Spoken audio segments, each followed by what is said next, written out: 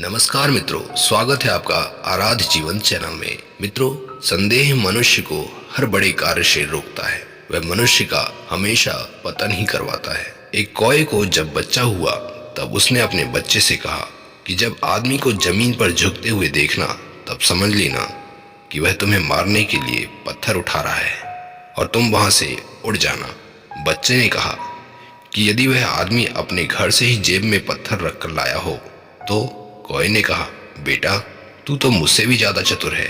इस प्रकार कौवा बड़ा चतुर होता है, परंतु उसकी चतुरता ही उसकी मूर्खता है।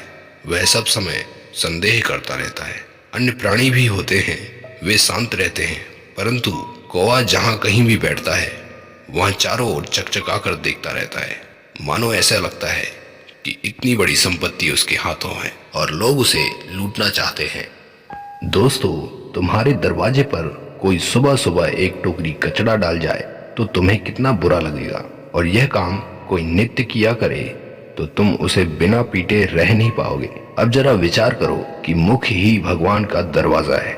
लोग मुख से ही हे राम, हे कृष्ण, हे भगवान, हे अल्लाह कहा करते हैं, इसलिए मुख ही भगवान का दरवाजा हुआ। गोस्वामी जी भी कहते हैं, जी देहरी द्वार, तमाकू, बीड़ी आदि नशीली चीजों का सेवन करने वाले सुबह सुबह भगवान के द्वार अर्थात मुख पर ही गंदी चीज रख देते हैं, और एक दिन नहीं रोज रोज रखते हैं, और प्रतिदिन अनेक बार। फिर हृदय का सच्चा भगवान कैसे खुश होगा? यह तो भगवान से दुश्मनी करना हो गया ना। और इसलिए सदगुरु कबीर भी कहते हैं, यदि हरि का द्वार मुख है तो समझो हरि भीतर बैठे हुए, और मनुष्य भीतर बैठे हुए हरि को क्या खिलाते हैं।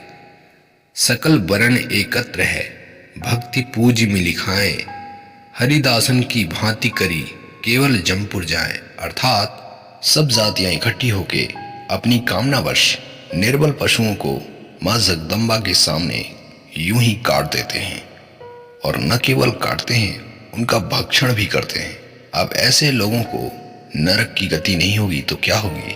प्राय जो अहिंसक व्यक्ति होते हैं उनको ऐसा देखकर पीड़ा होती ही है, परंतु सदगुरु कबीर उनका समर्थन भी करते हैं और कहते हैं, पीर सबन की एक सी, मूरख जाने नाही, अपना गला कटाए के भिस्त बसे क्यों नाही। अर्थात मनुष्य पशु पक्षी सबकी पीड़ा एक समान है, परंतु अज्ञानी ऐसा नहीं जानते। यदि यज्ञ में मरे हुए प्राणी स्वर्ग में जाते हैं या कुर्बानी से स्वर्ग मिलता है तो ये अपना गला कटाकर स्वर्ग में क्यों नहीं चले जाते। इसलिए हे प्यारे मित्रों, परमात्मा की भक्ति करने के लिए अपने को शुद्धता अर्थात तन मन को स्वच्छ रखना नितांत आवश्यक है, और शुद्धता हमेशा नम्र हृदय होने से ही होती है। इसलिए दयावान बनो, हिंसक नहीं। धन्यवाद मित्रों वीडियो देखने के लिए। मिलते हैं ऐसी ही प्रेरणादायक गाथाओं के साथ, तब तक के लिए नमस्कार, जय हिंद।